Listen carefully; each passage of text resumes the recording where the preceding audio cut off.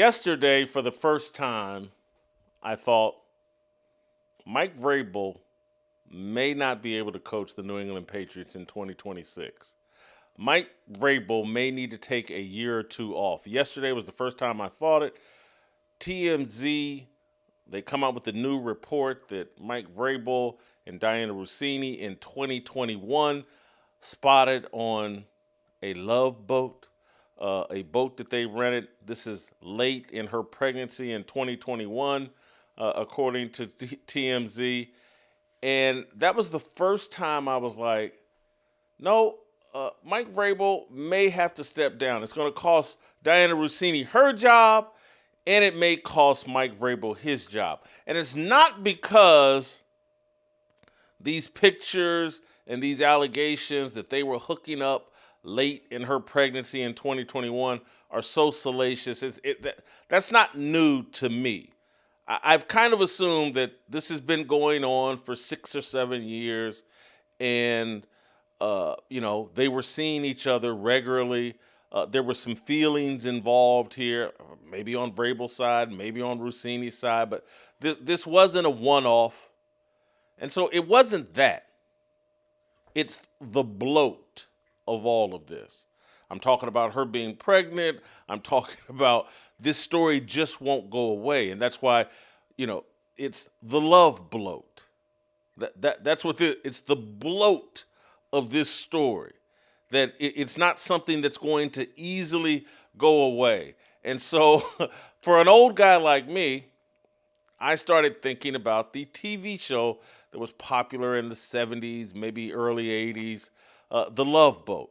Maybe some of you guys remember it. I started thinking about Dianna Russini and Mike Vrabel on this little boat, and they're singing the Love Boat theme song. Let me help you for those. Maybe I'll jog some memories. For some of you younger people, I'll educate you. But love, exciting and new. Come aboard. We're expecting you. Yeah, love, life's sweetest reward. Let it flow. It floats back to you. The love boat. Soon we'll be making another run. I can't believe how well I'm doing this. The love boat promises something for everyone. Set a course for adventure, your mind on a new romance. And love won't hurt anymore. It's an open smile on a friendly shore. The Love Boat. Welcome aboard with love. That's, I can't believe. I just blew my, that may be the best I've sung since I used to sing in the 25th Street Baptist Church choir when I was a kid. Wow. But anyway, it's the bloat of this story that's going to sink the Vrabel ship like it's the Titanic. And it's not just the reporting about, hey, they rented a boat in 2021 and they're off on a little secret rendezvous. This extends way back. There's now Julio Jones has been dragged into this. And like, it's the cast of characters because, the Love Boat, it was an ensemble show. There was Captain Merrill Steubing.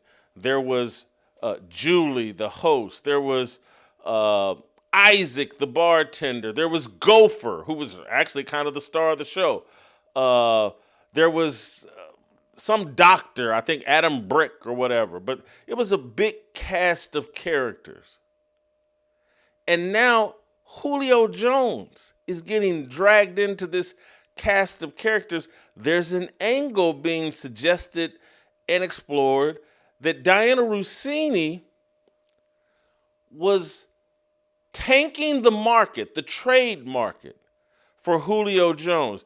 That, and I believe this is in 2021 as well, that, when they're out on the Love Boat, at the same time there are these rumors about Julio Jones and leaving Atlanta, and Dianna Russini reports, allegedly, I believe, this is what people are saying, she reported that the Falcons had lined up a first-round pick for Julio Jones. And then Mike Vrabel and the Tennessee Titans swoop in and get Julio Jones for a second-round pick. So she sends out a bat signal to everybody. It's going to take a first-round pick to get Julio Jones. The Falcons have one. Teams back off. Vrabel and the Titans swoop in with a second-round pick. This guy, Tony Farmer, West Coast, California guy, he's been all over this. I'll let him explain. Now, back to the Julio Jones thing. You got to remember, Pro Football Talk reported that there may have been, I don't know if this was their word or not, collusion, where Dianna Russini said that the Falcons had a first-round pick in place for Julio Jones. And then the Falcons trade Julio Jones to the Titans for less than a first-round pick. Wait a second, if they had a first-round pick in place, why would they then trade him for less than that? Is there a chance that Dianna Russini cooled the market for Julio Jones and allowed the Titans to get a better deal for him? This question was already being asked, but now that we know they were hanging out around that same time, it makes it even more plausible.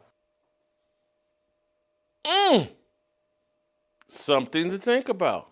And something for the NFL potentially to investigate. Something for maybe, I don't know, the Atlanta Falcons may want it investigated. Did Dianna Russini cool the trade market for Julio Jones? This thing is getting bloated. This is how ships sink. When they have too many passengers, too much luggage, too many things. This is how you sink the Titanic. Remember in the Titanic, they're throwing things overboard. Anything that wasn't nailed down, they threw it overboard. Well, when you got too much stuff on the ship, things get a little crazy. And the bloat of this story has now involved the Patriots franchise quarterback. He's getting interviewed and asked questions about Mike Vrabel. And now he's talking about how he stands behind Mike Vrabel and calls him a great human being. Let me read the actual quote. No, I don't. I mean, he's our head coach. I think he's done a great job of talking to us and talking us through it. I'm just looking forward to getting back to work and getting ready. I know he's got the right mindset, and I know he's a great human being. Like I said, I love playing for him. So now here's your young franchise quarterback having to vouch for the credibility and the integrity of his head coach. He's a great human being.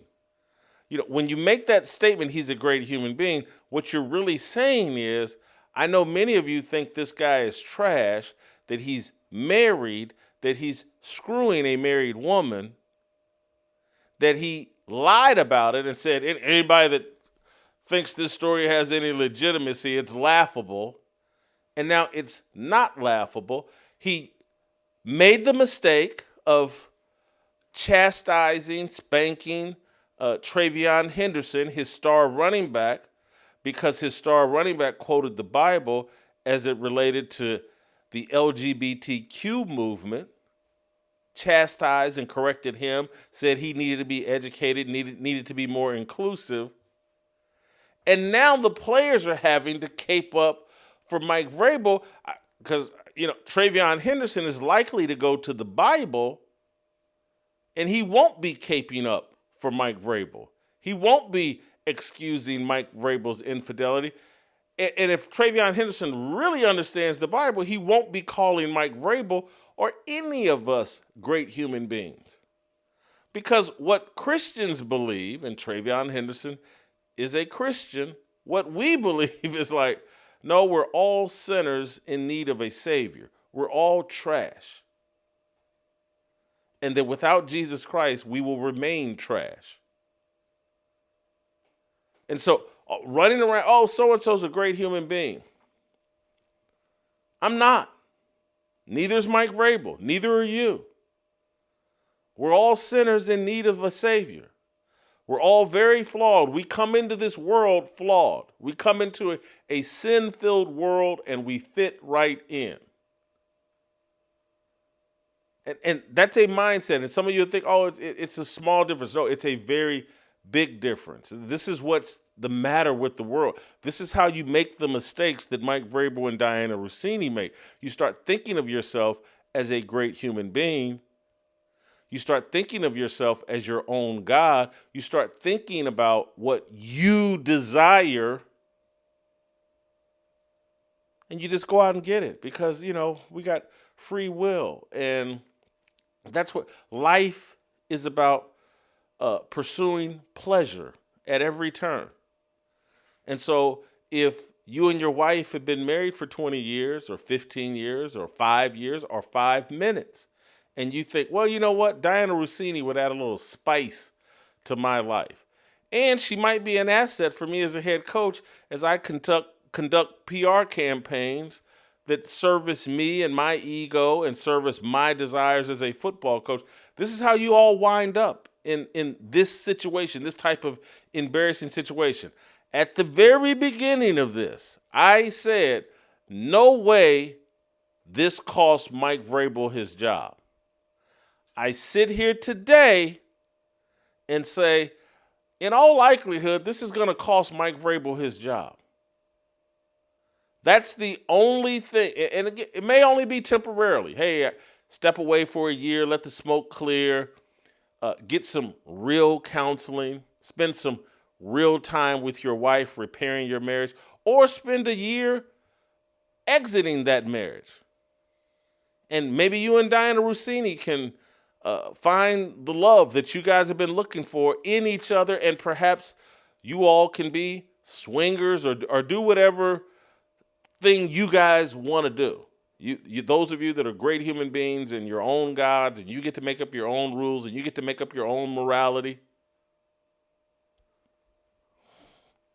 The love bloat. It's exciting and new. It's a misadventure that is probably going to cost Mike Vrabel the 2026 season.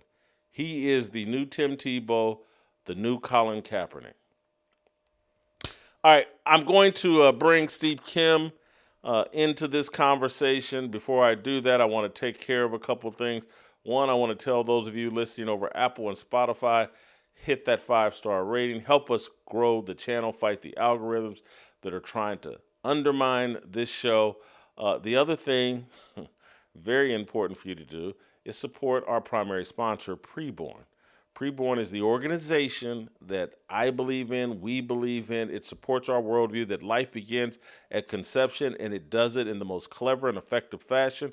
It provides expectant mothers who are thinking about abortion, provides them an ultrasound. The ultrasound introduces the baby's heartbeat and an image of the baby to the mother.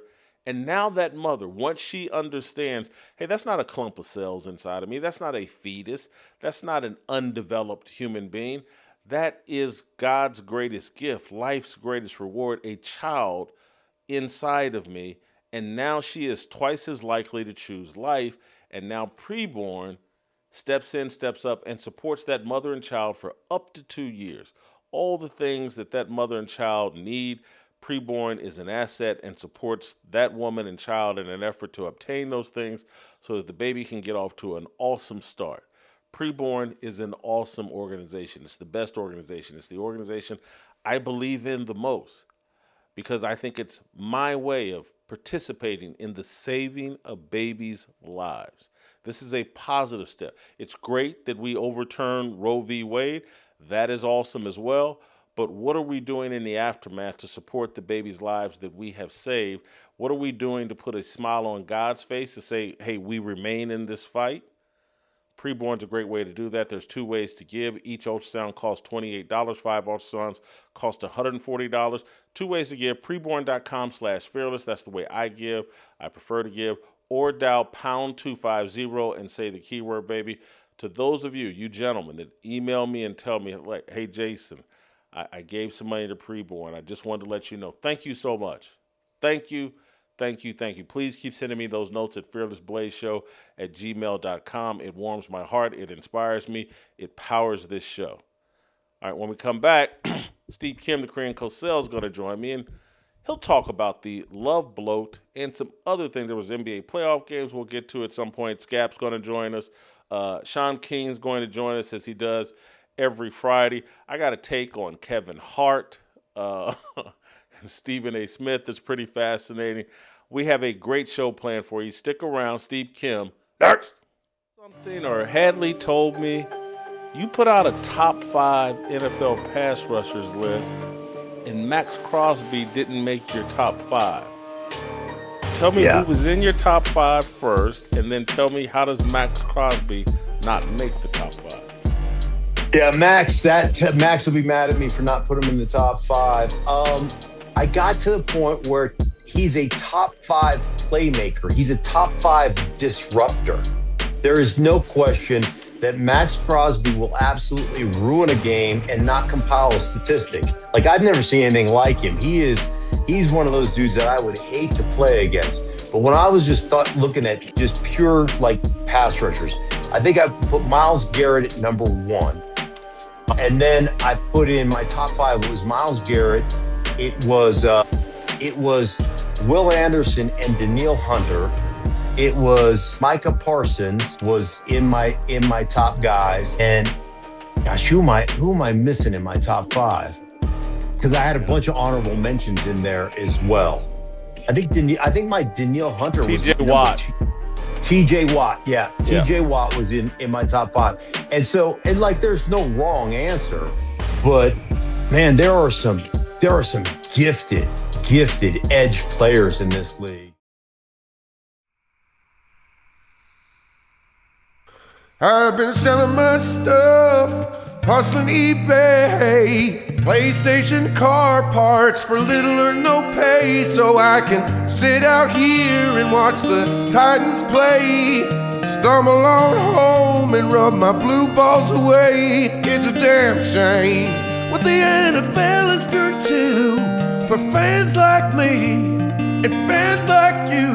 Wish I could just wake up and Patriots red, white, and blue, but I can't. This football nightmare's true. Living in a Madden world with Lombardi soul. These cowards bound to feminists, Lord knows they all just want to wear pantyhose and control what you think. Wanna vex you and mask you, and they don't think we know that they drink Bud Light too. Cause these players don't hit, might as well have limp wrists. Cause of these cowards bowing down to feminists.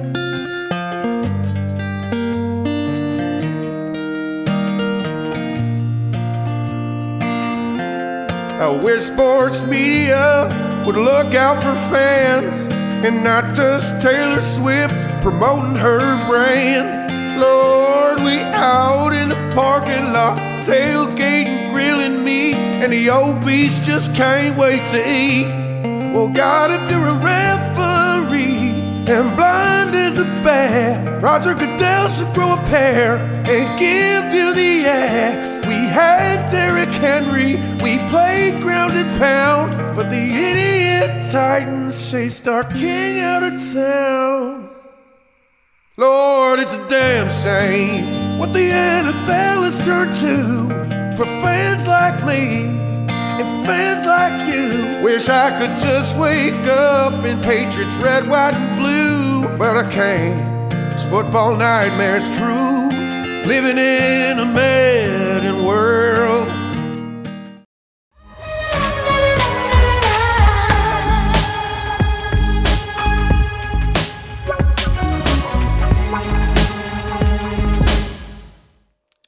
All right, welcome back. Time for the Korean Cosell. Steve Kim, thank you for being patient with us. Steve, I'm starting to think the love bloat is going to sink and that this is going to cost Mike Vrabel his job for at least 1 year. Your thoughts? Yeah, by the way, good rendition there. And I've always said I think Love Boat might be on the Mount Rushmore of 70s and 80s theme songs. It's right up there, right? I know MASH is iconic. I'm thinking Different Strokes, Facts of Life, the Dallas theme song. Couple Gilligan's of Happy Island's Days. up there. Gilligan Yeah, Bible. Laverne and Shirley is up there. But the song that I thought about outside of Love Boat was, remember Atlantic Star, Jason? Secret lovers. That's that's not a secret anymore, though. Steve, you don't sing as And well as I did. yeah, Anyway. okay, Luther Vandross. But anyway, yeah, Jason, if you would have asked me 3 weeks ago, Steve, is Vrabel's job or position in any jeopardy? I would have said, based on his success in the Super Bowl run and his history with the franchise, I would have said, no, it's a blight, it's a black mark, he'll get over it. But I think that there was an assumption that nothing else would come out. Jason, this has become a daily story, and the cuts just get deeper and deeper and more embarrassing. And for the first time, I'm actually thinking Vrabel may actually have to take at least a leave of absence for the time being. Which they had a great opportunity post-draft. That's why I didn't get the whole deal, like the rush to bring him back, and I'm back on. And it was like, okay, it's over. And if we just pretend like it's over and we've moved on, everybody will move on. It's like, no, this story is not over. There's going to be more and more information. The Patriots have handled this poorly. Vrabel's handled it poorly. Hey, this is laughable. To now having to admit that it's not laughable and I'm going to leave the last day of the draft, to now coming back and now new, more salacious details coming out. A leave of absence for the offseason or the early part of the offseason before training camp, and he would have been fine. I think now, and maybe that will be the plan, but maybe they think a leave of absence throws more gas on the fire. Well, I think he had one for about 36 hours on draft weekend. I'm actually talking about a time. I need to take some time off here. That's what I mean, a month or two. Well, no, I'm talking, during the season. Well, if you're going to take a month off, take the whole season off. Just call it a year or season-long hiatus and do the usual PR stuff like, hey, me and my wife are going to work on this. Okay, we're going to... Or him and Diana Russini can work on it. Whoever he wants to work it out with, fix it. But just think about it. Look, if you would have said to us 3 weeks ago, hey, fellas, there's actually going to be a meeting that they have while Miss Russini is pregnant on a boat, we would have said no. I wouldn't have. I wouldn't have either. But I would have said yes. I would have said, yeah, I believe that. Really? Yeah. Okay, I guess, all right. But think about the unmitigated gall you got to have, whether it's your child or not, which, again, this would make a hell of an episode of Maury. But how many men, whether you are having an affair with a married woman or not, would then have the unmitigated gall to then have a meeting with her or just a hookup on a boat in the middle of the pregnancy? I don't know if that's bravery or stupidity. This thought just popped in my head. Luke, Peyton, someone, Justin, Hunter, Channing Crowder. I just saw a video yesterday of him on the pivot talking about him and his wife loving to go into nudist colonies. I just saw this, and Ryan Clark and Fred Taylor are sitting there like, and Kevin Hart. It's a Kevin Hart video. Kevin Hart's in it as well. Kevin Hart is reacting to Channing Crowder. We got the clip? Yeah. Let's pull that clip. And Steve, what I'm saying is like, these NFL players, these athletes, they're freaks and sexually freaks, and they're out in the open about it. When I'm watching Channing Crowder that he's married, he's putting his wife's business out there. Clearly, his wife doesn't care, and then Ryan Clark and Fred Taylor are looking at him like he's crazy and entertaining the conversation. And I'm just saying, Vrabel and his wife, and this is where Coach JB is probably somewhere laughing at me, perhaps laughing at you. I told y'all that, him and his wife had an understanding or blah, blah, blah. And maybe that's all this is. Well, he can cook you tomorrow. That's become our new tradition, the Friday cook-off. Anyway, maybe, and maybe that is the reason. I look. There's always the possibility that they had an arrangement, and I've read about these things about, hey, when you are of a certain status or you have the economic means, there's one rule: just don't bring it to our bed or bedroom. I'm not making a judgment on it. I'm just saying if Mike Vrabel is playing by the grounds rule of that relationship, if that's what it is, maybe the wife's just slightly embarrassed that it got revealed, right? And now she's being, hunted or surveilled through TMZ. But maybe she actually doesn't have a problem with the said relationship. Here's the problem, though. I don't know how you can't be embarrassed by it now. Seriously. Yeah, if the thought that he may have a stray kid or two out here by Dianna Russini, that would certainly be embarrassing. The fact that it's been made public in this way, that might be embarrassing.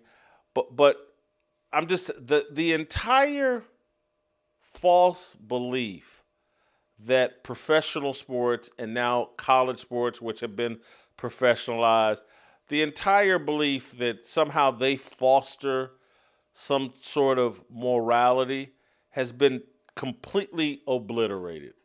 If anything, at this point, we'd have to say sports corrupt values. They've been so secularized, they've been so made about money that there are no good values to be gleaned from sports. But let me play you this Channing Crowder, Kevin Hart. How long is this clip? 2 minutes. It's about 2 minutes. Let's play this clip. So me and my wife go to a nudist colony. Like Sorry? once a year, we go to a nudist colony. What's going on? Yeah, that's We changed. go to a place where like you walk in, everybody just gets naked and I heard walks what you around. said. I didn't know if you what's knew going- this. No, I'm just asking you what's going on. Okay, yeah, so we go to the nudist colony, and what? we just kind of go around. You got to shave everything and show out, and especially when you shave your shit, it looks bigger because you gain inches from no hair. Back up for a second. I just want to get clarity. Y'all just hanging out or y'all fucking these people? Like what's that? No, there are swingers there, but you set the precedent I when get you that. get I there. don't know why you're not listening to me. I want to know, what do y'all get down, is what you're saying. It's kind of the question, but we don't get down, but we just like to be around naked people together. You see what I'm doing, bro? I'm out of Hey, there. that's y'all two conversation. Yeah. I'm a Drake Okay, happy so they dad. just... So We just like to be around naked people. The one thing that gets me, you hear what you're saying out loud, brother? I hear what I'm saying out loud. The I one say thing that out gets loud me a lot, though. is just eating, like breakfast. What you eating, Chan? I don't want, they're at the buffet, your dick's by my eggs. I don't want your dick by my eggs. I eat coochie. I don't want coochie by my eggs, even though I eat coochie and eggs. This is the new reality that we're living in, that there is no personal life, there is no private life.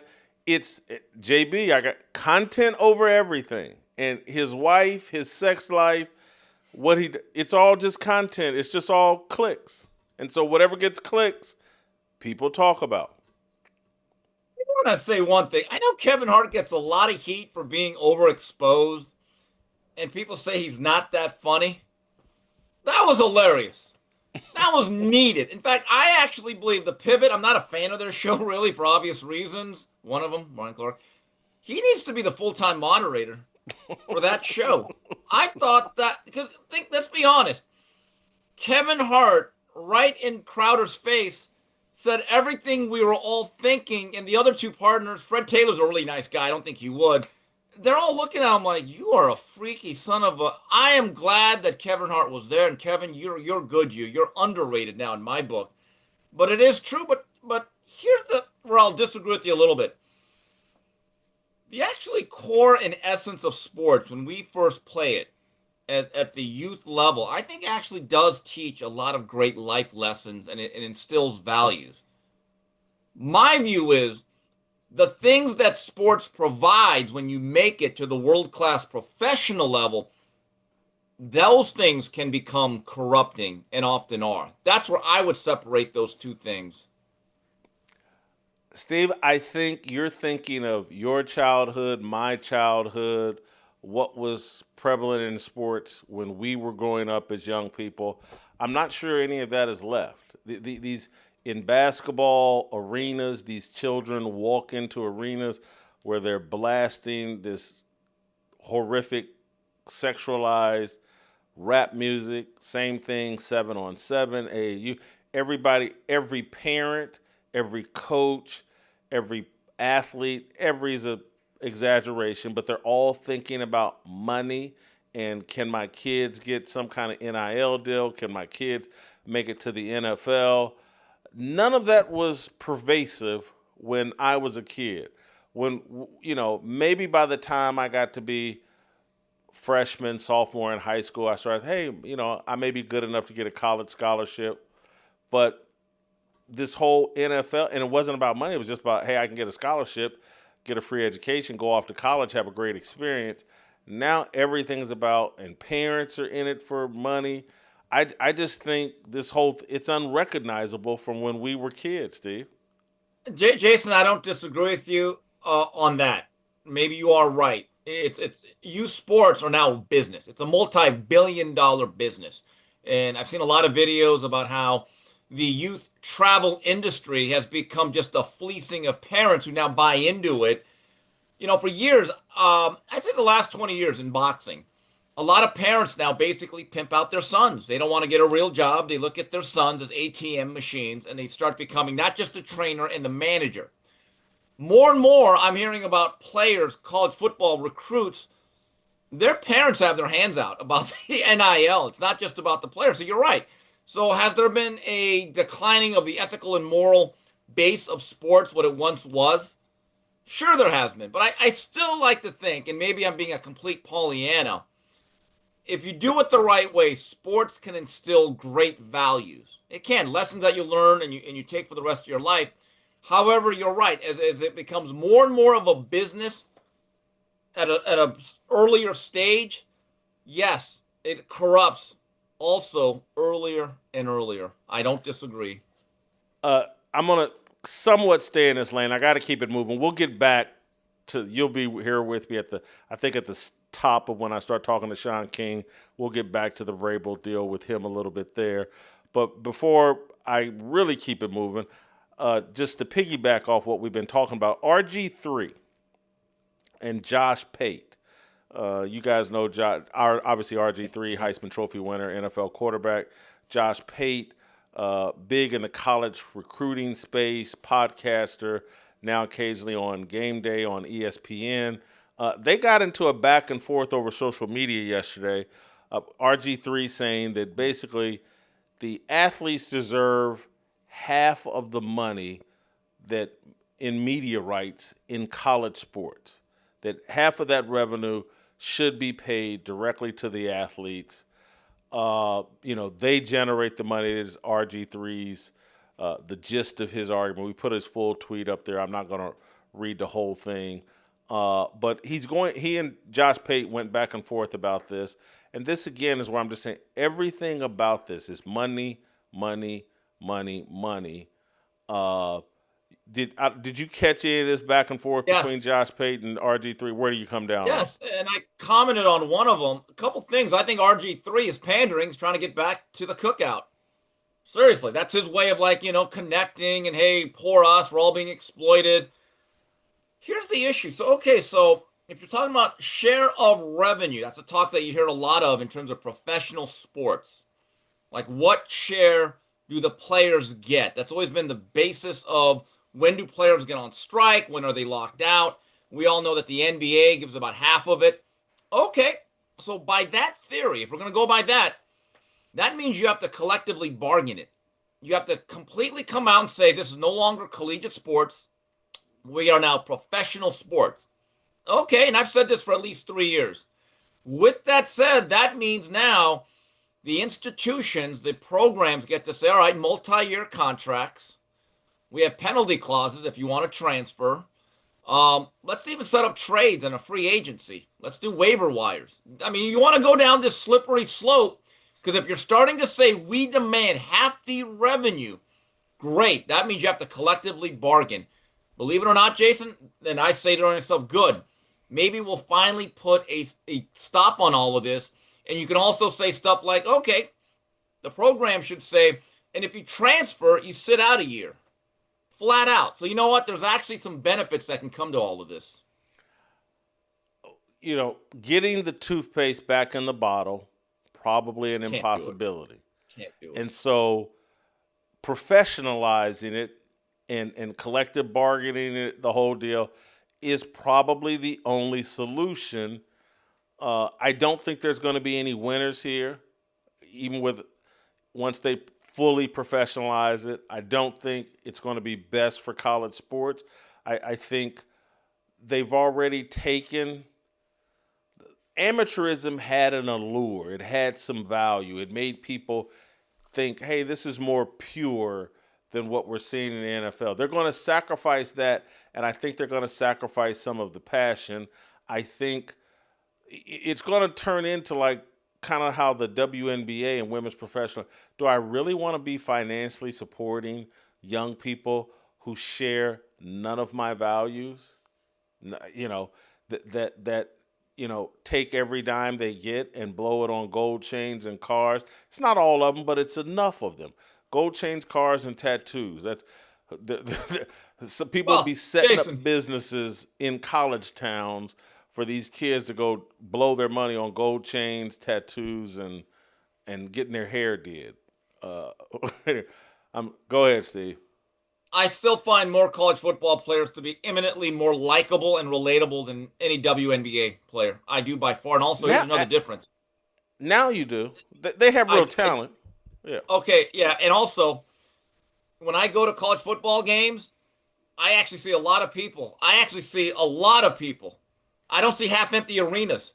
So there's a part of me that says, well, wait a minute. There's actually revenue here that is being derived. The WNBA is on a welfare program. I think that also, at least in my view, makes me side that, you know what, the college football players and the WNBA players, they're not all that similar in my view. Let me give you, and man, I'm making a mess for a lot of things I had planned for this show, but Steve, I hope you got time to stick around with me and Shaun King and participate, because there may be part of the conversation I got to sneak in with Shaun King. But Steve, I just, likability is important.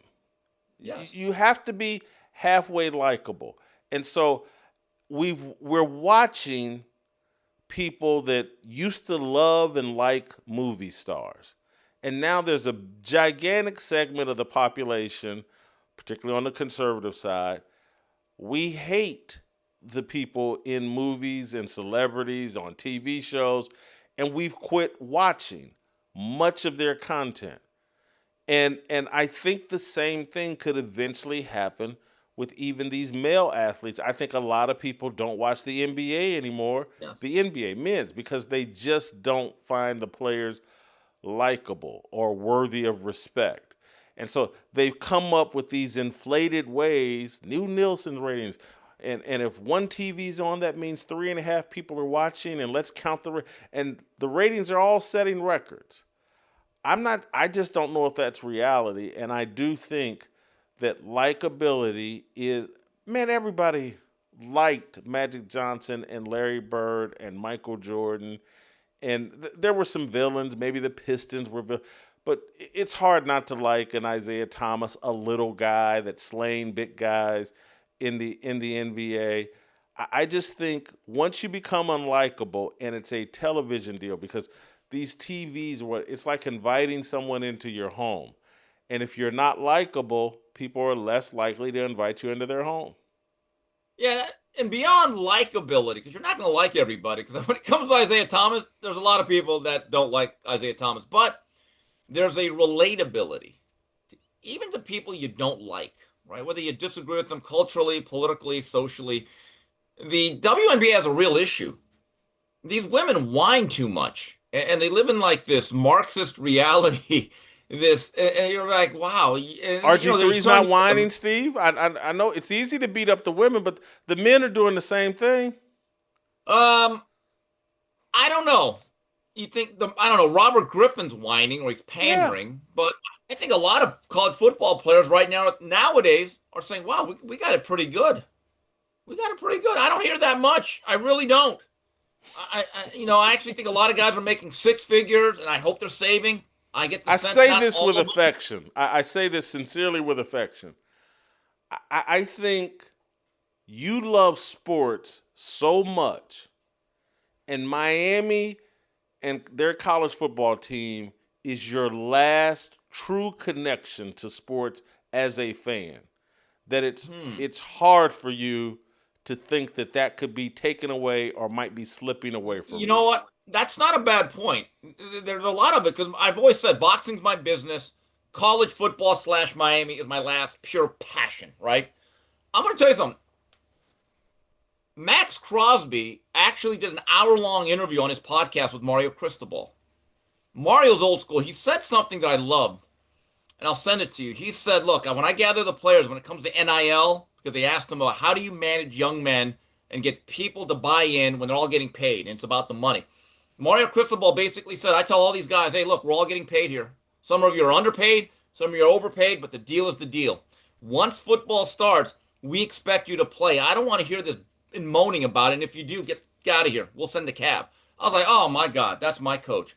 Yes, and I hope that Mario has enough leverage and guts to stick by that, because I understand how difficult that is. But, when I look at the Miami players and I read a lot of their interviews, I see a lot of young men getting paid, and I actually don't see a lot of whining. I really don't. And if it did, it would absolutely disappoint me. But at the same time, I do think the players of, let's say, the Reggie Bush era, I believe that they did get ripped off in a way. Even though I believe there's a great value in a scholarship and an education, should you choose to actually pursue it, those guys, yes, they actually have a real case of saying that we were exploited. I don't believe most or many of today's athletes at the revenue-deriving sports actually have that case, and I don't see that many of them speaking out about it in a negative manner. I give them credit for that. Steve, is Skap here? Yeah, let's bring Skap in. We'll switch gears here a little bit, talk some NBA, and then I'm going to circle back to some things with Shaun King. Jay Skapinac joining the program. Skap, I'm not going to start with Wemby and those guys winning, or Jalen Brunson and the Knicks beating the Sixers, or Wemby beating the Spurs beating the Timberwolves. I thought the most interesting thing that happened last night in the NBA was the back-and-forth disagreement between Draymond Green and Charles Barkley, or what I thought was Draymond Green taking a cheap shot at Charles Barkley. And I can't tell if they knew this was going to happen and this is a gimmick. They're just – because there's always a tension to inside the NBA, sometimes between Shaq and Charles, and this time between Charles and Draymond. But Draymond Green last night on Inside the NBA took a cheap shot, in my view, at Charles Barkley. And let's play the clip. Always ends. Sports, listen, sports are for young people. You hope to have a great long career, but sports, nobody wins when they're 37, 38. But you said what you said. I didn't want to hear if he believes what you're talking.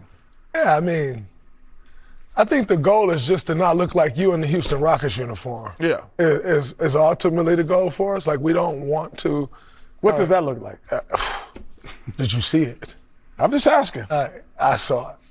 I mean, so, you know, we're always going to try to compete. When you win championships, the goal will always be to try to reach that level. Can we get back to that level? Listen, to your point, Jimmy's going to miss a lot of next year. We can cut it. Moses is. He tried to crack a joke, and no one laughed. And people just, what did that look like? And then he didn't know what to say. Steve, am I making too much of this? I think that excuse the joke, but that landed like a fart in church. My God.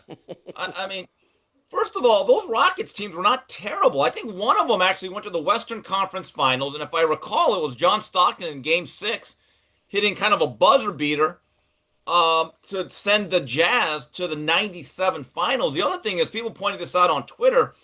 If you look at the statistical breakdown of Barkley in those last couple of years, he was still more than just a serviceable player. And in fact, his stats really are a lot better than Draymond Green.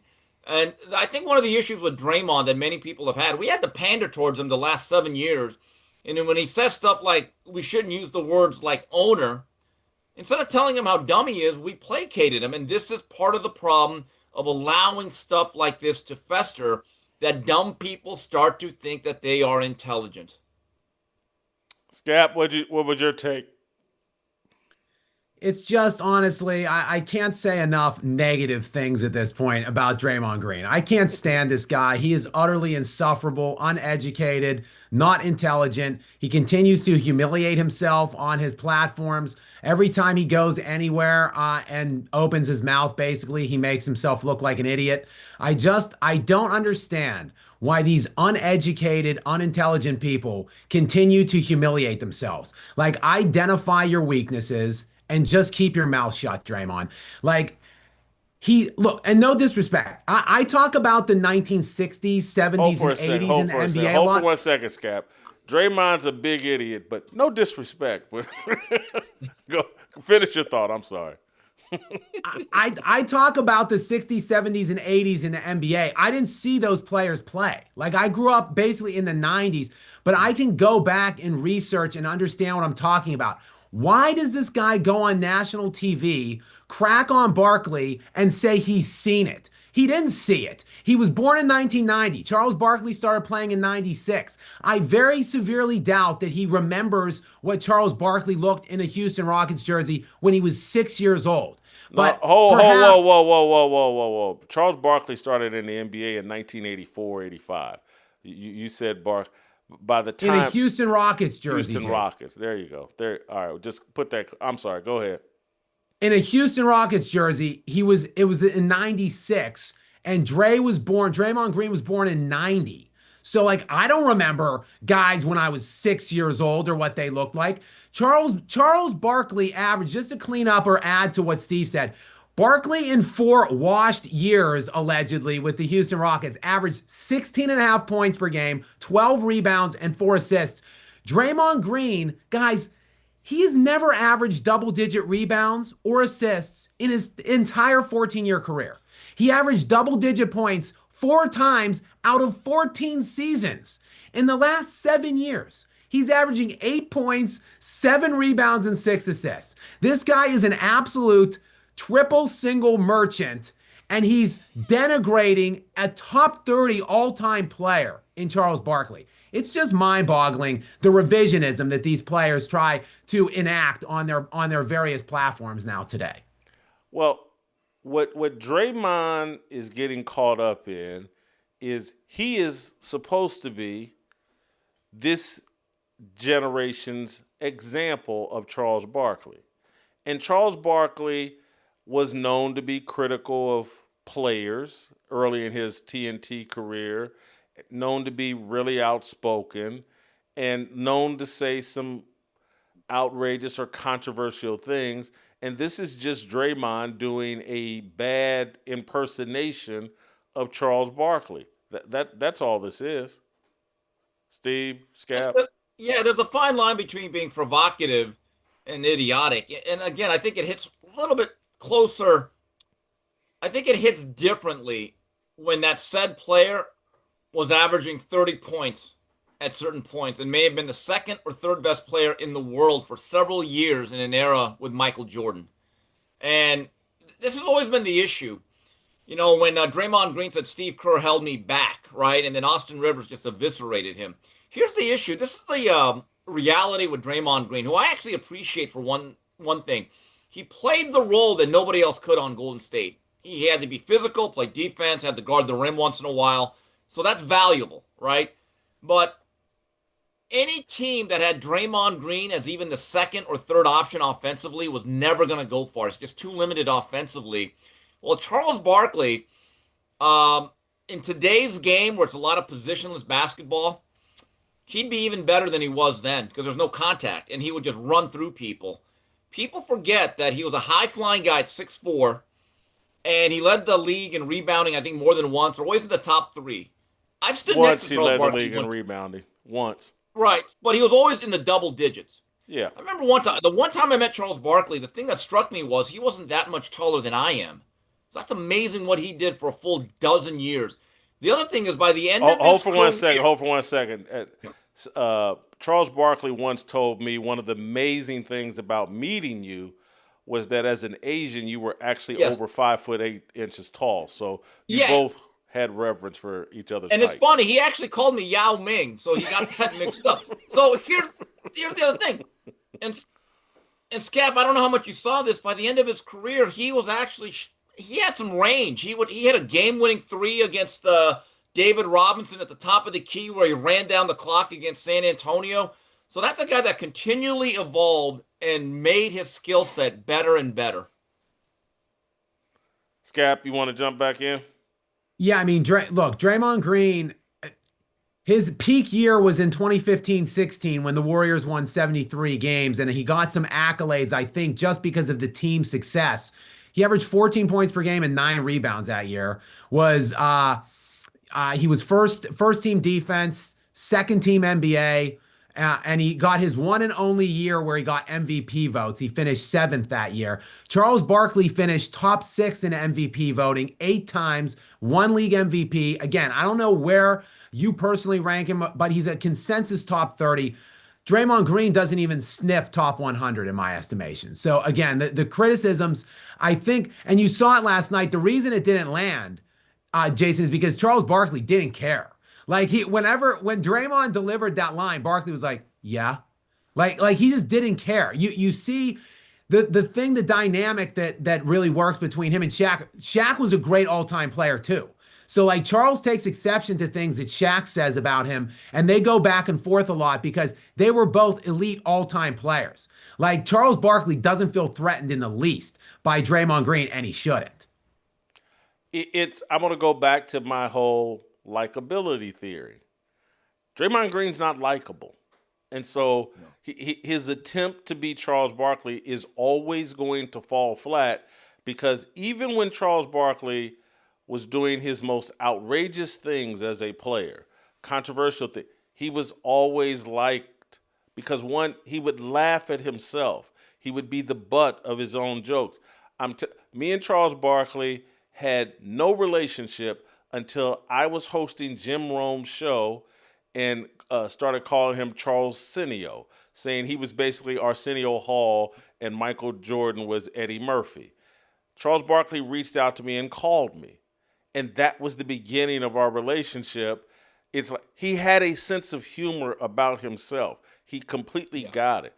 Draymond is thin-skinned. Draymond has participated in destroying the Golden State dynasty. That punch to Jordan Poole being a bully really hurt that team. He cost them a championship against LeBron and by melting down and getting tossed out of that game and turning that series.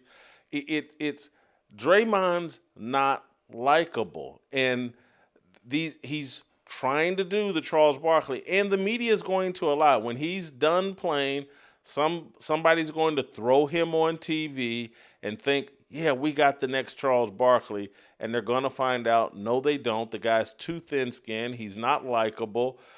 He can't read a room. He's, as you say, Scap, and he's just not that smart. And it's because we don't there was actually a level of self-awareness and intelligence that was required even among athletes. It was always a lower standard than everybody else, but now it's even lower because these guys make so much money that there's no incentive for them to be self-aware. There's no incentive for them to be likable.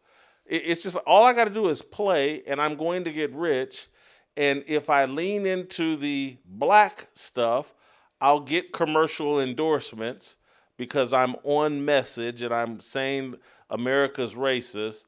He's just not Charles Barkley. Anybody got a final thought, or I can move on to? Yeah, I think basically this is AC Green, but with a bigger mouth and more or less well-mannered. is an ill-mannered AC Green. AC Green was basically the fourth best player on the Lakers, but he knew his role. He hustled, he rebounded, he banged, he did all the dirty work, but he didn't act like he was Charles Barkley. I think that is the issue. He's basically AC Green pretending to be Charles Barkley. Let me defend. You forced me to put up a little bit of a defense of Draymond Green. Draymond Green has had an argument that, hey, he's one of the 2 or 3 best defenders of his generation, if not the best. There's AC Green's durability was the best of his generation, but that's not the same. And, hats off. I'm not trying to denigrate AC Green. Yeah, and his willpower. Yeah. Showing up and playing defense at Draymond's level is a skill that's valuable, and I don't want to totally denigrate him. But let me move on. Wemby Spurs blow out the Timberwolves by 38 points. Is that right? Is my math right? I'm more of an English guy. And Jalen Brunson and the Knicks knock off the Sixers, who played without Joel Embiid. Obviously, the Knicks game was more interesting, but which outcome is more telling about what's going to happen in these series?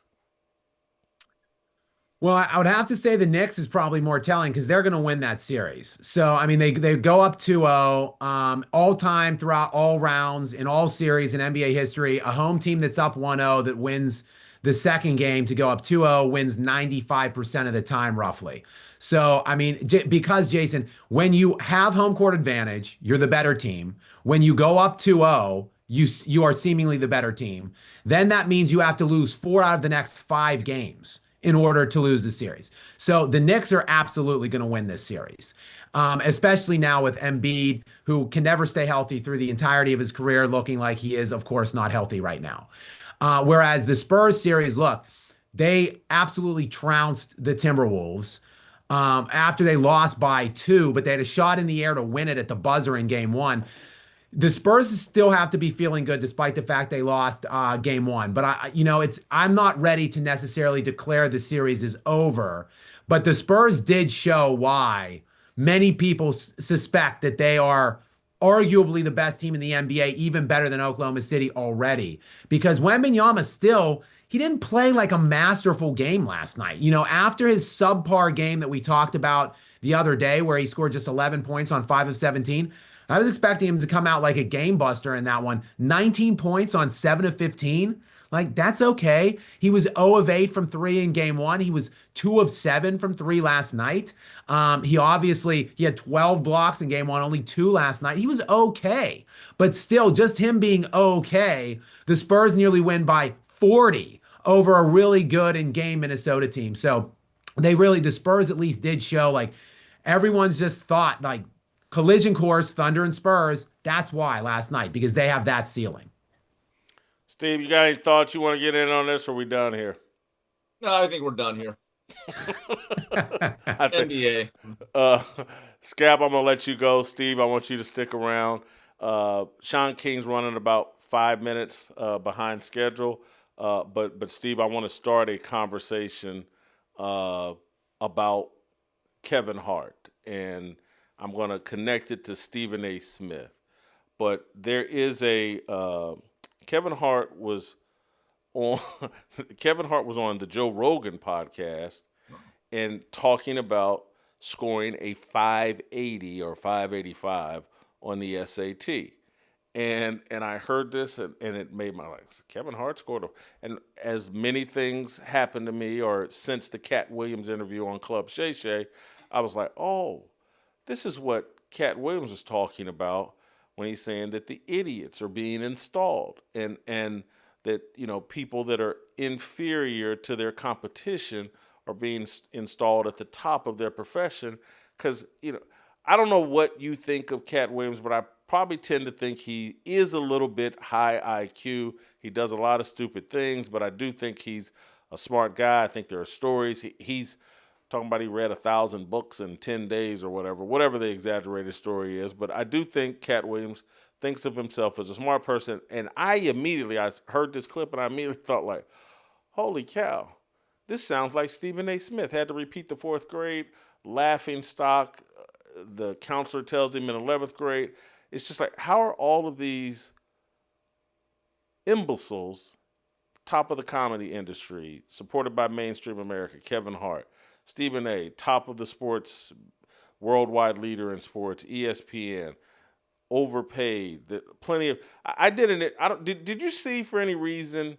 And I should have told you guys to call this up. This Jason, the Barrett Media platform or outlet, did a story on me or did an interview with me. Did you see this, Steve, for any reason? Well, I actually saw that you thought it was fair. Yeah. That alone makes it worth the reading. I'm gonna have to get to it. Yeah, and I thought I'd never see that.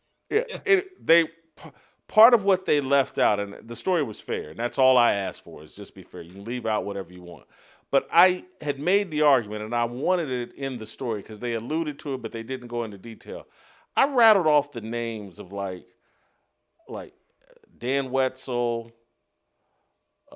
Mike Wilbon, Tony Kornheiser, Dan Levitard, just like a bunch of people that could have be the face of ESPN sports media that are all far more accomplished than Stephen A. Smith. And no one would debate me on any of that. No one would debate me on any of that. But how did ESPN choose Stephen A. Smith?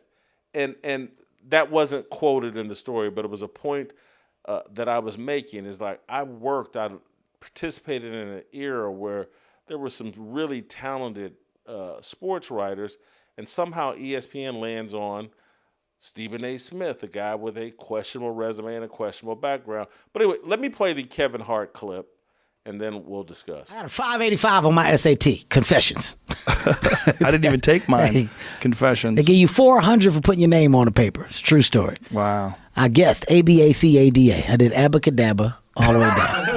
It's a true story. Swear to God. Hand on my mother's grave. ABACADA. All the way down. I didn't care because it was a class trip that same day. I wanted to go Great Adventure. I was told that not taking my SAT seriously would prohibit me from furthering myself in life. That's what I was told. At the moment, I said, damn, maybe I should have applied myself. Maybe I should have did different. When I saw all my friends get their test scores back and they were ecstatic, 800s, 900s, 960s, everybody's going to college. I felt like the biggest idiot in the world. The biggest idiot in the world, because the same people that I went and rushed to go to Great Adventure with, they had taken the SAT the week before. They already got their work done. They did everything they were supposed to do, so that moment of fun was real fun for them. I was the only dumbass that didn't prioritize and take care of my shit. So I'm the only one going to community college. Everybody else off to Villanova, Temple University, Drexel University. Steve and Shaun, I know I didn't prepare you for this or didn't tell you were going to be involved in this conversation, but you are and you can handle anything. I'm starting to go full-blown Stephen A. Smith here on Kevin Hart, like, hey, man, this isn't a believable story you're telling. Kevin Hart is from Pennsylvania. The SAT, we looked it up, is not required in Pennsylvania. The only reason to take the SAT is because you're interested in going to college. And so if you're interested in going to college and you're taking the SAT and it's not required, why would you just mail it in and not care? It's not a believable story. To be age 46 and not have acquired enough intellect to understand, like, an 800 or 900 on the SAT is not a high score. It doesn't, I get to go to whatever college I want. My friends took it very seriously. When we talk about confessions, I cried when I got a 900 on the SAT. I cried. I was embarrassed. And I know I'm older than Kevin Hart, but I'm just telling you, I was embarrassed about a 900 SAT. And Kevin Hart is now here at 46 thinking this is some sort of high score that gets you into college. It's like, this story doesn't add up to me, and it makes me smell Stephen A. Smith all over this guy. This guy's a fraud that's been installed, just like Cat Williams said. We'll start there. Steve, your reaction. All right, a couple things. Not gonna lie to you. I thought when you said you cried when you got a 900, when you got one, it was because, like the scene from Boys in the Hood, you weren't going to be Prop 48. With 900, you could qualify to go to Ball State. That's what I thought, honestly. No, I cried out of embarrassment because my brother scored around an 1100 or 1075, whatever. I compared myself to my brother, who was 3 years older than me, smarter than me, and I compared myself to a lot of my friends at Warren Central, and this wasn't good. Yeah. Did it make me qualified so I wasn't Prop 48, or because I was part of that Prop 48 era? Yes, but that was not a high SAT score. It was higher than some of my idiot friends on the football team, but I was wise enough to know that I'm held to a different standard. I'm competing with my brother, and even though I'm telling you, I was an idiot. I didn't take school that seriously. I wish I had. But anyway, any of your further thoughts? Yeah, the point is you weren't going to Stanford. Okay, so football or academics. That's true. Yes. I don't know. I find this story to be much more believable than anyone drilling 17 straight three-pointers. Okay? That's true. And to me, it's almost like he's trying to tell kids, don't be like me, because you may not have the talent that I actually thought it was kind of a nice story. I think it was telling young people, take care of your business. Don't be a knucklehead. There's nothing actually redeeming about being dumb and stupid, because you may end up in a bad lot in life. That's the way I took the story. I do think that was the point of the story. I think there's some unintended messages from the story that he hadn't really thought through. And I actually think he's telling on himself that he's not telling the story accurately or truly. I don't, hey, they all took the SAT the week before. That's not the way the SATs played out. There was this little specific time. It wasn't like, oh, you can take it this weekend, you can take it. Who knows what was going on in Pennsylvania. Maybe the point of his story was trying to be a positive message. I think he's just lying about it. Shaun, I see you got a little smile on your face. I've provided you a great opportunity to push back on me. Go ahead. Did he take the last gallon of vitamin D milk like when you were in the grocery store? Like, why are you being all Draymond Green right now? Steve Kerr stunted my career. Like, a guy that acts out movie scripts, that writes movie scripts and produces movie scripts is trying to send a message to those out there that put your work before your pleasure. Get your job done before you decide to play. And Mr. Grumpy here, Whitlock Jason, is attacking him and putting him on the same platform of deceitfulness as a guy who acts like he was Michael Jordan's right-hand man in North Carolina on his high school team. Like, there's no comparison between Kevin Hart and Stephen A. Smith. Steve, I'm gonna let you either pile on or push back against Shaun while I think of a more clever response. That take from Shaun King almost makes up for the fact he thought Keith Thurman was going to beat Sebastian Fundera. Almost. But you know what, Big King, you redeemed yourself all the way inside the 5-yard line. You still got a little more work, but I'm with you. Jason, I think this is his way of saying, guys, take life seriously. Because the things you do as a young person will affect you as an old one.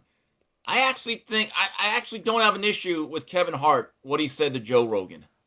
Listen, I can't say that I have a problem with what he said. I'm just saying there's other things to read into this comment. Because I don't find Kevin Hart as funny as there's a dozen, if not 20, if not 30 other comedians far funnier than Kevin Hart. Black comedians, white comedians. And what they all have in common is that they're smarter than Kevin Hart. But this system doesn't reward smart black people. It rewards dumb ones and idiots. And they put those guys at the top. And all I'm saying is all the things that they've forced Kevin Hart into. He's on every LeBron commercial. He's host this, he hosts that. He's everywhere. He's pervasive. That's my same thing I say about Stephen A. Smith. It's like they're stuffing him down our throats. Stephen A. Smith is everywhere, and there are far better candidates and people to be stuffing down our throat from the comedy world to the sports media world than Kevin Hart and Stephen A. Smith. That is my point. And I'm going to push back extremely hard here. And I never met Kevin Hart because when we go to amusement park, he's on a different side. Like, they got that line. You got to be taller than to ride certain rides over there. Kevin on the other side. But when you say he's not smart, I've been told, and I don't know him personally, that he is one of the most brilliant businessmen that's in the comedy sector, to the point where when he does a show, he rents out the arena himself. He assumes all of the risk because he also gets the majority of the upside.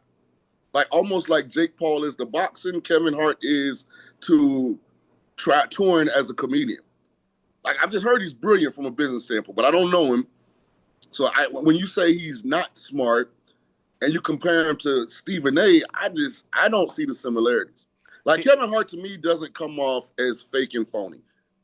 He comes off politically correct. Stephen A. to me comes off as, first of all, delusional and entitled to a level where it's become a turnoff. I don't get that when I'm consuming Kevin Hart. So what do you say, Shaun, to a Cat Williams who knows Kevin Hart's been in the same lane, arena, venues, endeavor as Kevin Hart? Cat Williams has a whole different take. That's why Cat Williams is attacking Kevin Hart. It's like y'all sitting up here acting like I'm the one that attacked Kevin Hart, and it's really Cat Williams, who does know him and is in the same lane and arenas as him. Out of all the deficiencies this company has, I think this is an example of what's great. Both have taken different paths to get to their level of success. Both are comedians, both are black men, and both are unbelievably successful. The one common denominator between them both is I think they both work their butts off. Steve, you still there? I'm still there. I give Kevin Hart credit. Look, is he the ultimate funniest guy? Is he up there with Pryor, Chappelle? Probably not. He's a lot like McDonald's, right? He's ubiquitous. He's safe. And he's all over the place.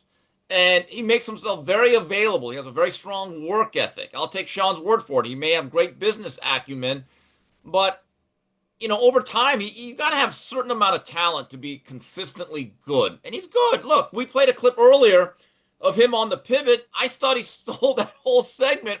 Just his reaction to Channing Crowder's way too personal information. I think you have to be humorous and funny and a little bit intelligent to do that on the fly, don't you? Yes. Yes. And look, I played the clip. I agree with you. I thought he was great in that. I get it. I'm going to move on a little bit, Steve. The final part of this, I was bringing this up partially to get to, and you guys help because my mind is a blender right now. I've jumbled up this show, but there was some Bobby Burack.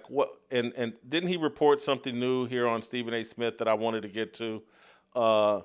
There was a reason I was blending the Stephen A. Smith deal into this, where Bobby Burack or the press release, ESPN release. The press release On the ratings? Right. But we talked about that yesterday. Maybe I'm gonna let it go. Steve, I'm gonna let you go. I'm gonna finish up here with Shaun King. I gotta beat up Shaun King before he scored an early few blows here. He's won the early rounds. And so now I have to beat up Shaun to recover from this, or I'll never hear. You are getting cooked, man. Yeah, you are crispy right now. Well done, filet. Let me. What was the other thing? Oh! I shouldn't have let Steve go, but I did. I do want to get your thoughts on what do you think of this Love Boat scenario with Dianna Russini and Mike Vrabel. She's pregnant, late in her pregnancy. TMZ is reporting in 2021 they've rented a Love Boat just for them. Shaun, I know I've already beaten you up on this. I think last week or 2 weeks ago, I made you cop that you and Darnell Smith were crazy for thinking nothing was going on. But what do you think? This love boat scenario, and I called it the love bloat, that this whole story has gotten so bloated that Mike Vrabel may have to miss the 2026 season. This is starting to smell like Tim Tebow and Colin Kaepernick, where there's such a circus around Mike Vrabel that he's going to have to step away. Your thoughts? OPB, other people business. Jason, there aren't levels to cheating. Either you cheated or you didn't cheat, right? It's crystal clear now. They cheated. Oh. But there are no like, oh, it's more egregious cheating over here because they went on a cruise together. It would be less egregious if all they did was went to no. When you're married, cheating is cheating. They were both married. There aren't like extra levels of this. Robert Kraft is not suspending Mike Vrabel. The NFL is not getting involved in this. This is going to continue to go on. I told you this before because I just think people hate the Patriots to a level of such depth that they want harm to come to the Patriots whenever possible because of Bountygate and Spygate and Deflategate and everything that has occurred through their reign of dominance. But this has no impact. This is just content for everybody that's dry right now, that don't want to learn who Nathan McKinnon is or who Connor McDavid is and talk about the NBA play. And talk about the NHL playoffs. So they're tired of Joel Embiid being hurt. So they think the Sixers, Knicks is boring. Like, this is just content. It's not impactful. It's topical. Oh, okay, but I think the same could be said that, like, the circus around Tim Tebow, it's just content. It's not real. Blah blah blah. Say the Tim Colin Tebow Kaepernick wasn't that good, Jason. Talent matters when there's dysfunction. Mike Vrabel took a team that had a top 10 pick to a Super Bowl berth in 1 year. He was a Super Bowl champion for the team he now coaches. That's talent. Tim Tebow was a guy that people loved his story. They loved him as a person, but he wasn't a talented NFL player at that position. Same as I make the same argument as it relates to Colin Kaepernick. The noise around him wasn't overshadowed by his level of talent by that point. And so I tend to think you're right. But Shaun, I get the other people's business, but you're telling me, because I'm looking at other people around the internet or other informed people that are measuring what's going on. You're telling me that at no point they couldn't have private conversations. Because I don't think Robert Kraft publicly would ever push Mike Vrabel out. But that they couldn't have private conversations like, hey, man, now our quarterback is having to talk about this Drake Maye, and great Drake Maye's out there. He's a great human being, and then blah, blah, blah. Everybody's having to rally around Mike Vrabel. The head coach is clearly a distraction. You're telling me they couldn't have some sort of private conversation where it's like, hey, man, just, you know what? We need you to stand down until training camp, or we need you to maybe this year take a year off, get your personal life in order, and then circle back to us in 2027. You don't think that's a remote possibility? That would never be a dictation, in my opinion, that originated with the Patriots. To me, the only way something like that transpires is if Vrabel says, in order for me to keep my marriage, I got to show this level of commitment to change, to miss Vrabel. Now, if he decides that, then okay, that's a possibility, but that's not going to come from the Patriots. And in that locker room, guess what? As close as they were, they're closer now. Because one thing about organized professional sports, we can criticize, ridicule, talk about, demean, beat up each other, but no one else can. We can rally around our homie, our coach, if we feel like he's being abused by others. And that's what's happening in New England right now. You still haven't heard one player say anything remotely negative about or towards their head coach. It's all been supportive. It will continue to be supportive, and that bond will grow even tighter because of this.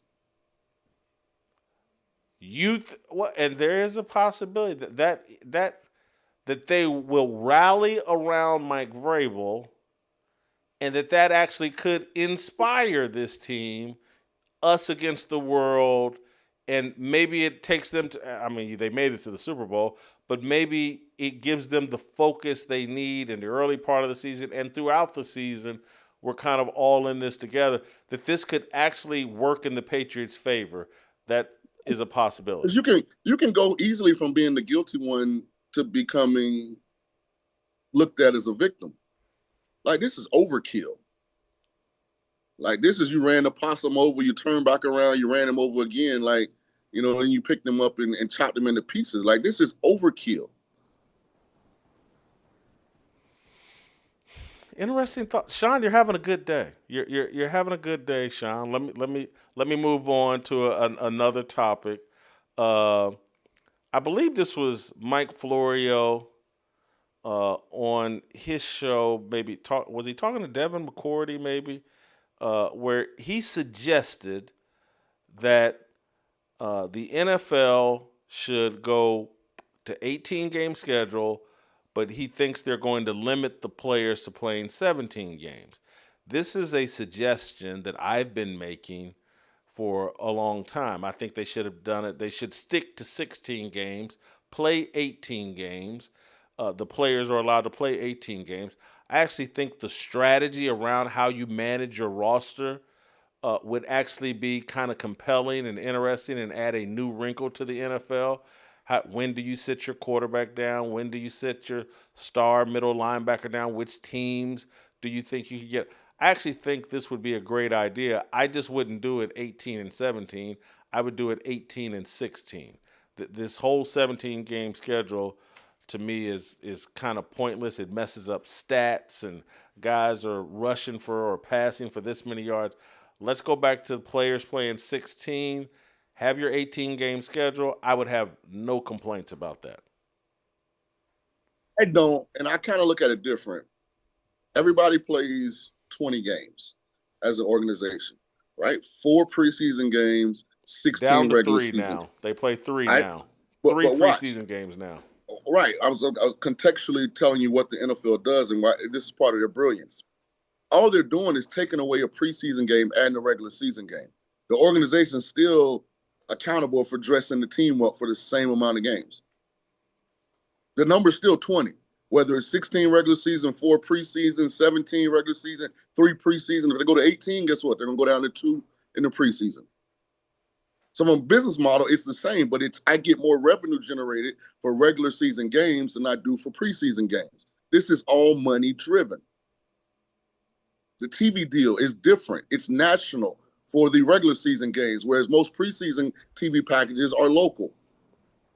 It's where you find them on the local channel. You got local broadcasts. This is all another money grab by the National Football League. It has nothing to do with player safety. It has nothing to do with competitive balance. This is about how do we maximize financially the 20 games we're responsible for. I think, though, and they're going to go to an 18-game regular season, I think they could come up with something that would add some strategic stuff that would be compelling to figure out, second-guess coaches, second-guess franchises on how they manage their roster, 18 games, players only eligible to play in 6. And I think that those 2 weeks off in this, I do think it would help player safety, the players' bodies feeling fresher. I think it could be a win-win for everybody. This is going to sound crazy. I don't know that more time off helps you in football unless you're actually recovering from an injury. Like, guys get more time off in the preseason than they ever have, and I think injuries are the all-time high.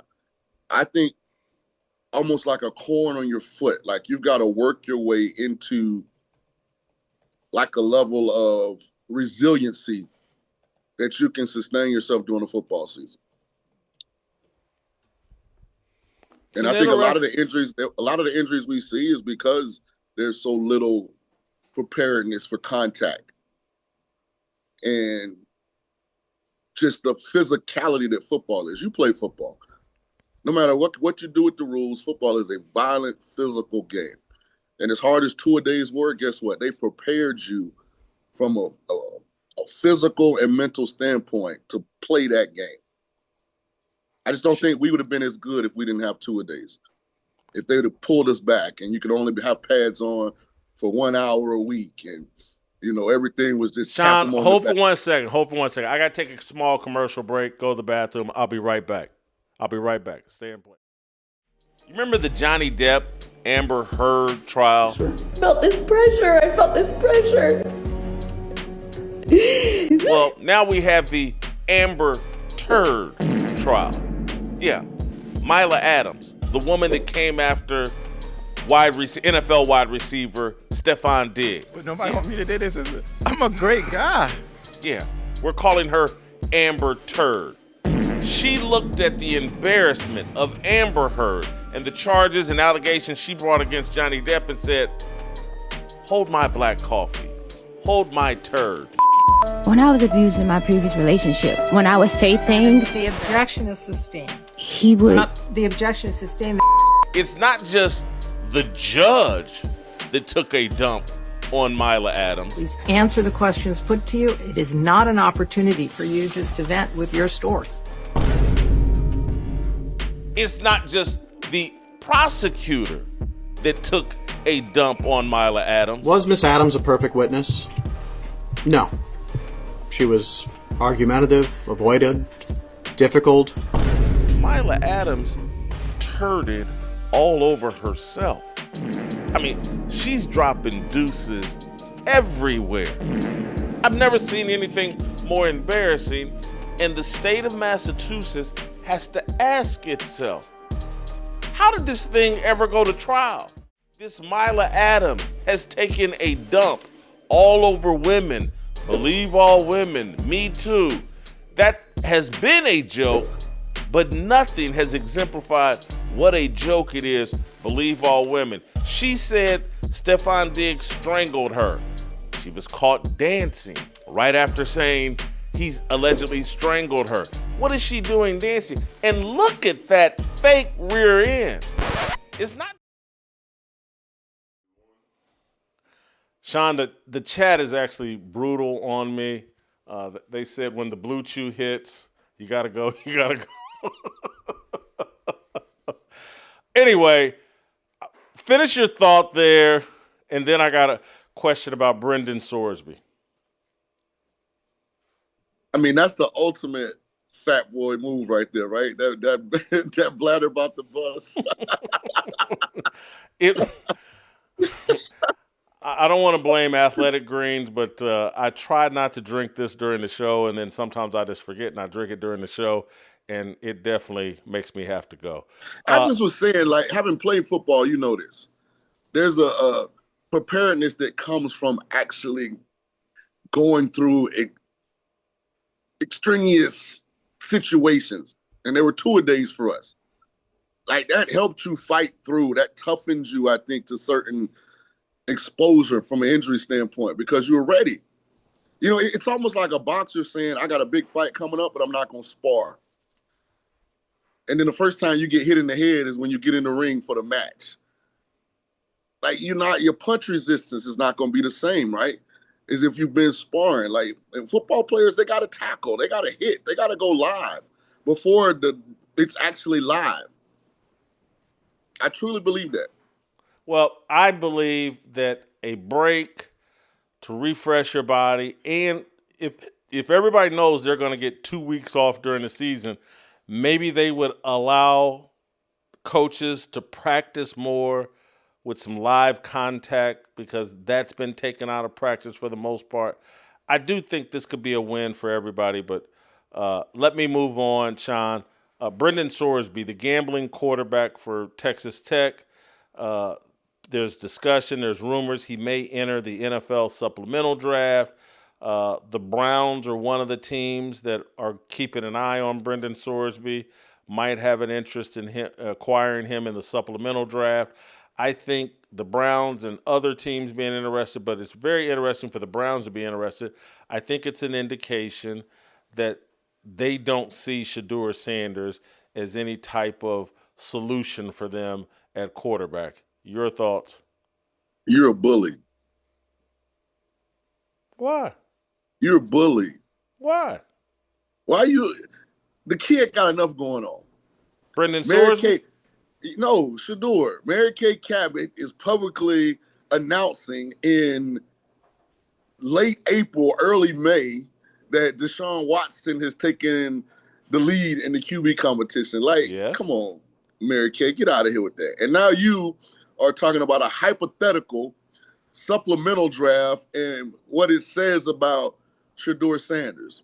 Listen, Shedeur Sanders is a game time performer, meaning like his best presentation of himself is on game day. Now, is that a problem? It can be. But it also gives him hope, because I think in this competition, his only opportunity to win, because he doesn't or isn't the elite level prospect that Deshaun Watson is when the games start. That his intangibles, that his grit, that his toughness can shine through in those big moments. The thing with Sorsby is this. I mean, they talking about Mike Vrabel was on a cruise. They got pictures of him in bars. Like, when he was, where you go to Ohio State? When he was still at Ohio, like, they've dug deep.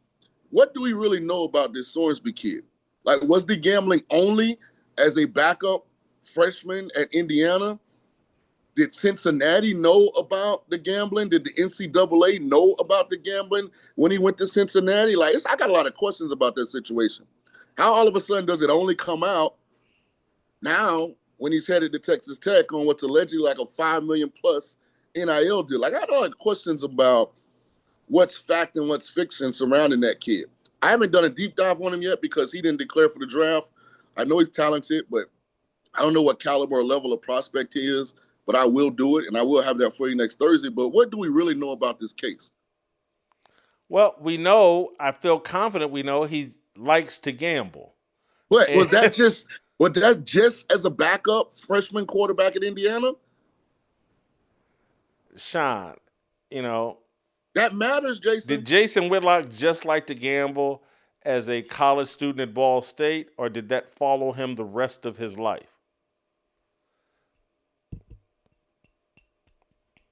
I mean, did Diana you the lead pastor at Fearless African Methodist Episcopal Church over here now, so I think you changed. I mean, that's what I hear from you. You know, I've changed my behavior. My likes haven't changed. But he might have changed his behavior. I'm not defending the kid. I'm saying, why hasn't someone did a deep dive and came out with factual information about what really is going on? Because I don't understand. Here you go, Shaun. You know what? You know what this sounds like? Until I get boat pictures of Dianna Russini and Mike Vrabel, I'm not going to believe it. You sound same benefit of the doubt you were giving Dianna Russini and Mike Vrabel that blew up in your face is going to blow up in your face totally here. Different. This kid likes to gamble. You're Backup, starter, third string. You're intentionally trying to make it seem like I'm not making a reasonable. Like, I'm not giving it's a naive argument. The kid likes to gamble. Okay, but Jason, why wasn't this known when he was at Cincinnati? If it happened as a freshman at Indiana, like, it's not like no one knew about this. It's not like 4 years later somebody hacked his account from when he was 2 schools ago and wasn't even playing. Like I want to know the backstory behind this and why it became a deal. Did somebody in the Big 12, for competitive reasons, have information on Sorsby and send it into the NCAA? Like, I want to know, like, this is some real good stuff surrounding this. Content, as us in the podcast world like to call our topics from day to day. But I'm making a good point, right? This goes a lot deeper than this superficial, we just gonna, okay, he got accused of gambling. He may or may not be eligible. Okay, his option is a supplemental draft. No, somebody told. Oh, Shaun, you live out in Las Vegas. You understand the gambling world well. Think of this. The dude was betting on balls and strikes on Major League Baseball. As a freshman in Indiana. I got it. But that's like 4 years ago. Does Mike Vrabel like sex? Yeah. He's meeting with his jump off while she's 7-8 months pregnant on a boat. That he's got a little sexual addiction problem. Yeah, that would be my issue. When you're betting on balls and strikes, you got a little gambling problem that's pretty significant. At this point, Jason, I'm willing to admit I think Russini and Vrabel was more than a fling. I think they're emotionally some very deep connectivity there. This has been going on a long time, and she ain't that bad. I'm not saying she is that bad. Like, not for like no extended, like decade-long situation. Like, this is getting ludicrous between those two. Nah, I mean, you find what you like it, and you stick with it. That sounds like what happened there. But yeah, there are reports though that Cincinnati knew about Sorsby's gambling problem, Shaun. So then now Cincinnati is in the bullseye too, right? If they knew but they didn't act. Like, you see what I'm saying? Like, that story got layers to it. It does. It does. Yeah. And did Cincinnati get offended and jealous because he left and we hid this, so now we're going to expose it? My questions are more, if the guy's got a serious gambling problem, why are all these NFL teams that interested in him? Why are the Cleveland Browns that interested in him? Why are there maybe the Dolphins? There's an assortment of teams that have an interest in a kid with a serious gambling problem that was betting on balls and strikes. Very easy, Jason. Supply and demand. For the second consecutive year, we just had a 7-round draft that a lot of people think was devoid of top-tier talent at quarterback. So in the 64 picks in the last 2 drafts of the first round, we've had 3 quarterbacks selected total. As valuable as that position is, in the last 2 years, there's only been 3 guys. What was it? Cam Ward, Fernando Mendoza, and Jackson Dart, right? That teams thought were talented enough when they are willing to reach for any sign of elite skill set when it comes to that position. So, of course, people are going to be interested in Sorsby because they haven't been able to fill that need through the draft with high-end assets because they haven't had anybody evaluated at that level. Supply, demand. If this happened the year after Drake Maye, Jaden Daniels, Caleb Williams, Bo Nix, J.J. McCarthy, Michael Penix, people probably not talking about Sorsby, in a supplemental draft. But that's not the case. Shaun, you didn't win this. The late rounds went to me. I think everybody You got agrees cooked, with that. dog. You look crispy, man. The late rounds went to me. You're going to have to take that fork, how do you get the bread and you forget and you leave it in the toaster? But yeah, you're going to have to go and bathe yourself, dog. Shaun, thank you so much. Appreciate you checking in with us as you do every Thursday. Thank you guys for watching. Give me 3 minutes, and I'll be on the Harmony channel. I got some additional thoughts. I'm staying on this topic of Chud the Builder. I'm staying on this talk about, is racial harmony even a possibility at this point in America? I'm going to talk about this by myself on the Harmony channel. Give me 3 minutes. Thank you for watching Fearless. I'll see you on Harmony in 3 minutes.